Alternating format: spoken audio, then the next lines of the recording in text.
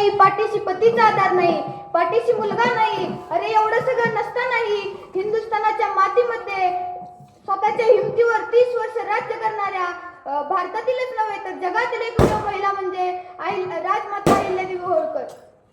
मी अनिकेत अंकुश बनसोडे आजच्या कार्यक्रमास उपस्थित माननीय सरपंच, उपसरपंच तसेच सर्व ग्रामस्थ यांना अहिल्यादेवी होळकर यांच्या जयंतीच्या हार्दिक हार्दिक शुभेच्छा.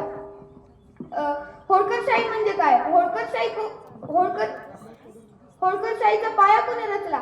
तर गोरगरीब कष्टकरी मजुरांच्या, शेतकऱ्यांच्या पोटी जन्माला येऊन होळकरशाहीचा पाया रचणारे म्हणजे मल्हारराव होळकर. जर एका वर्षापुरता विचार करायचा असेल तर धान्य पेरावं, 10 वर्षापुरता विचार करायचा असेल तर फळांची झाडं लावावी आणि शेकडो पिढ्यांचा विचार करायचा असेल तर विचार पेरावं. आणि विचार पेरण्याचं काम जर कार्यक्रमाच्या माध्यमातून होत असेल तर ही सर्वात आनंदाची गोष्ट आहे. ज्या परंपरेची पायी होण्याकरिता तुम्ही आम्ही इथे जमलो आहोत ती परंपरा राजमाता, लोकमाता, राष्ट्रमाता अहिल्यादेवी होळकरांनी आपणास जोडून दिलेली आहे. अहिल्यादेवी कोण होत्या? अहिल्यादेवींचा वारसा काय आहे? अरे गेली 200-300 वर्ष उलटून गेली, 300 वर्षाचा काय लोटला तरी अहिल्यादेवी अजून प्रत्येकाच्या मनात जिवंत आहे.